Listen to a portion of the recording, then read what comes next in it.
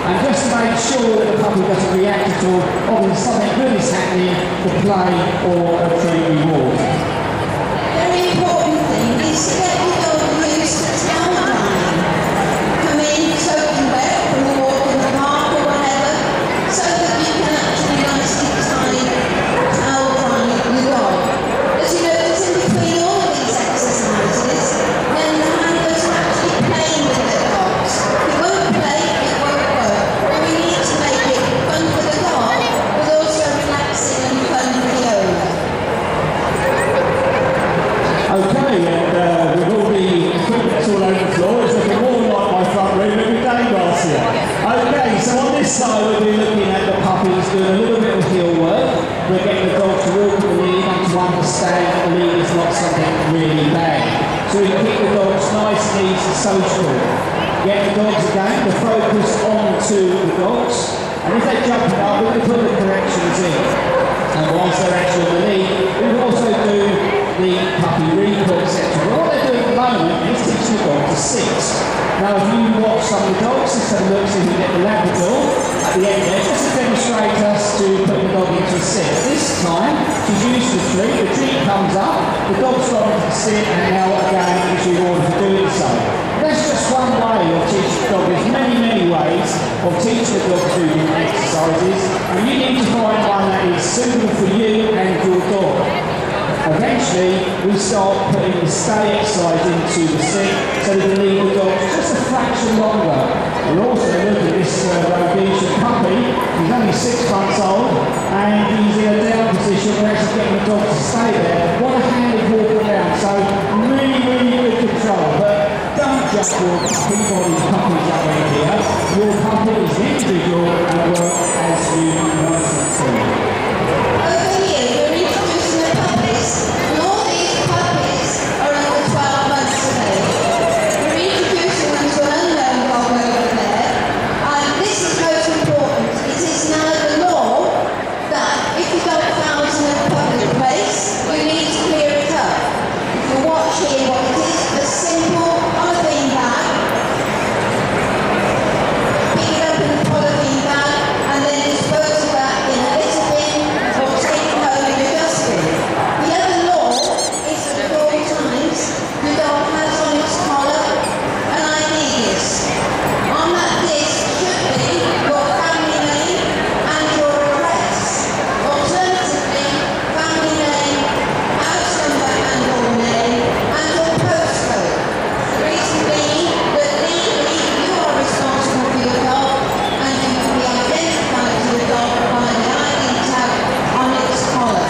One of the most important things you should do when you have a puppy into your home. Okay, on this side we did play with the dog earlier on with the treat or the toy, but don't forget we also need to be able to take the toy off the dog. It's okay the dog having the toy, but we do need to make sure that we can take the arter of the dog without the dog becoming either aggressive or possessive over its toy. So as you can see here, what we're going to do is get the dogs to play with the toys. And when the handler is saying game is over, they're going to take the toy off the dog and then just pee the dog nice and calm, maybe do a couple of paces with it and then maybe play back in the toy again. But you can see the biggest problem when you've got dogs in a very small area, when they've got squeaky toys, a lot of dogs are focused on the other toy. So the handler without the squeaky toy has to really work harder to get the dog's interest back onto him. So as you can see, there's a lot of squeaky toys about. Some are actually really focused on the people because being in this area, don't forget, in this arena today, this is really, really good socialisation for these young puppies. To have all these people, the noises that are going on here today. So you see, playing with the toy, being able to take the toy off the dog, keeping the dog nice and calm, and then bringing the play back into it again. Over here, one of the very important things is getting the dog used to being in a place. Useful when you're leaving the dog in the house when you need to go or travelling the plate with you in the car. And so we're demonstrating here with the Chihuahua, but you can get plates big enough for German Shepherds, is that the dog is used to it. As a puppy, it gets used to it as it's dead. So nice and calm, and then you can close the door and let the dog out. Lots of ways it doesn't present going into the crate. Useful aid. Yes, thank you, Martin. Again, over this side, we've had our play sessions. We've had a little bit of a heel work exercise with our dogs. But now we're just going to get the dogs to relax before they come out so they can settle, so not be bouncing all over the place. So let's see if we get the dogs into a nice steady position.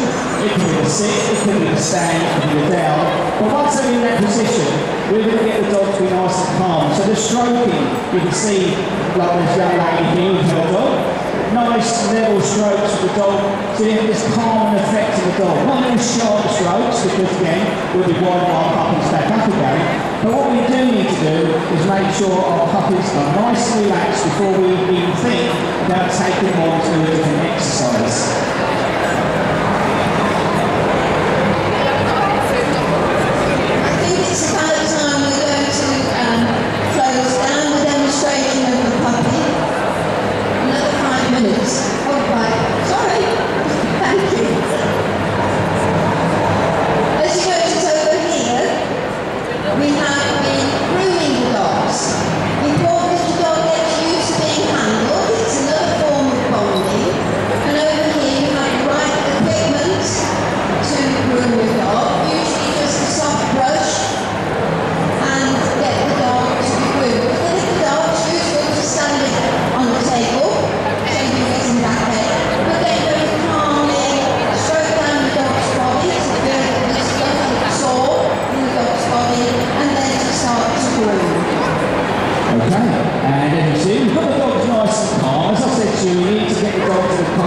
move on to another exercise.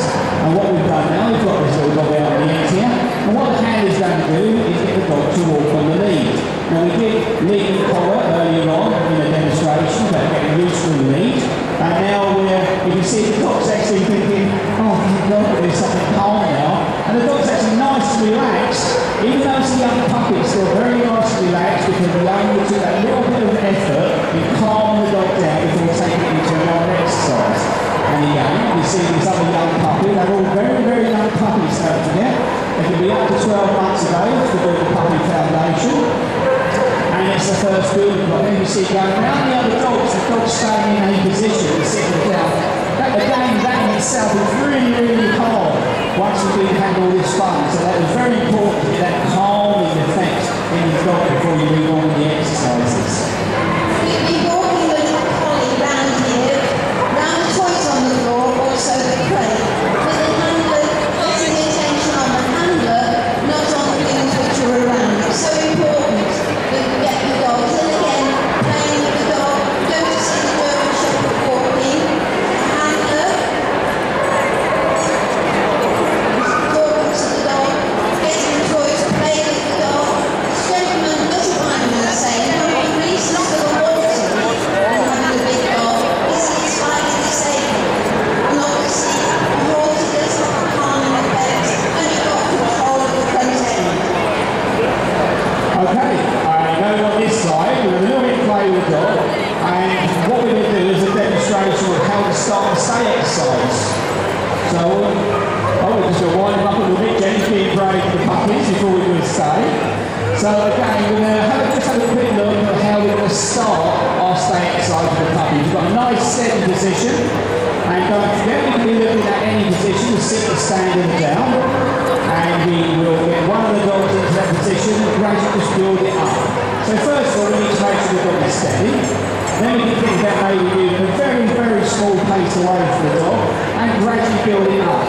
And we're not going to build the time up either with the dog at the same time. So the time might be a case of walking away, coming straight back to our puppies, but not leaving them for long, long times, let the dog break, because otherwise we're not actually teaching the dog anything at all, are we?